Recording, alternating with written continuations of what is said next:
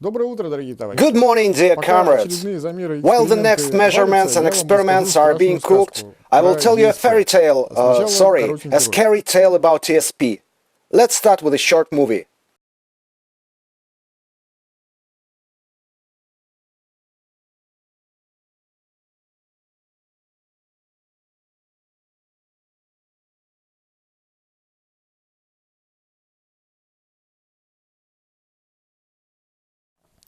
It is clear that this is the wrong way to survive. And so, how to act properly? Why did Volvo calmly return to its lane and Nissan got spun around? Why ESP failed to help Nissan? What went wrong? Let's try to find out. While driving the opposite lane, the Nissan driver makes the first mistake. He keeps to the right.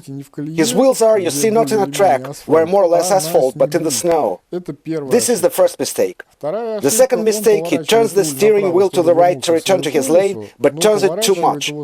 Perhaps because his wheels at this moment are in snow porridge, and he does not get enough steering feedback, and it seems to him that the car continues to drive straight ahead. Next, the car moves to the right. The front wheels, and they are turned too much, finally appears on the asphalt, and the front axle is sharply jerked to the right towards the road verge, quite seriously. This is already bad, but still fixable. The driver, realizing that the car is flying off the road, twists the steering wheel to the left. He does it late again at the moment when the wheels are in the snow, and again turns it too much. He over-twists the steering wheel to the left. This is again a mistake. The car inertially reaches the verge.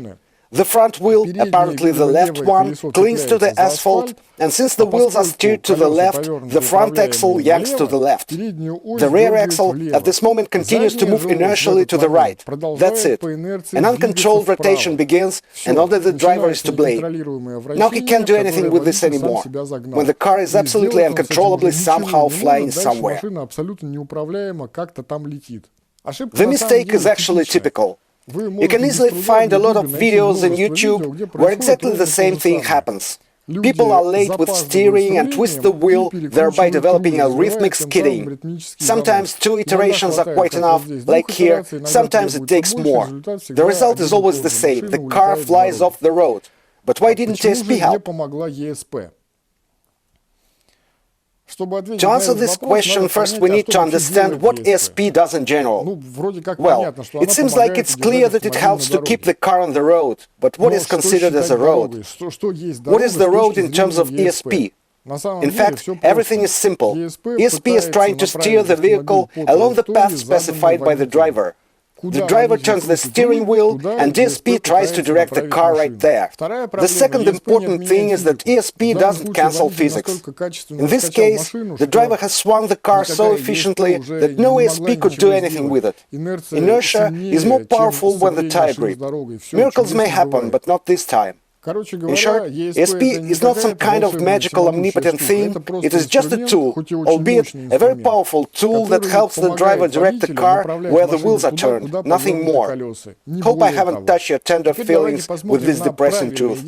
Now let's look at the correct actions in a similar situation. The vehicle is generally without ESP and other accessories, and in general it is a Russian Gazelle truck, which behaves on the road like a dog on wet liner. The situation is basically similar.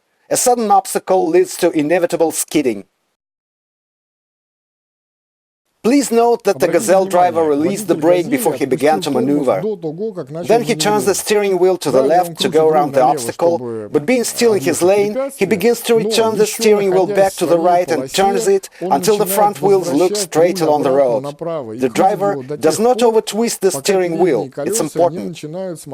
The rear axle predictably sweeps to the left, but again pay attention to the front wheels. They continue to be directed along the road. The truck returns to its lane and then again look at the front wheels. Their position regarding the direction of the road has not changed. At this time, except for the maneuver beginning, the wheels were directed straight along the road. The rear axle is left dangling back and forth, but the front wheels roll straight all this time. Well, as simple as that. Of course, the driver had to turn slightly grey, no wonder if you drive a Gazelle. Nevertheless, the result look. If Nissan swung left and right with increasing amplitude, then the Gazelle driver succeeded to completely dampen the skid in just 2 iterations. The very same 2 iterations. This is on the Gazelle truck without any ESP, by the way. Now what's the moral to the fable? Learning to get out of skidding, of course, is possible. It's much easier, for example, than learning to spend less money on sales. And any person, any driver can learn how to perform correctly in such situations. Well, it's better, of course, just not to face them. I will not give banal advice like be careful and that. Instead, I will share a life hack. If somehow it happens that you fell into this kind of situation and feel that you are losing control of the car, apply the brake with all your strength. Perhaps it will not help to avoid an accident, but at least you dampen the speed, straighten the trajectory, and usually this behavior is the lesser of evils. Subscribe to understand a bit more. Good night.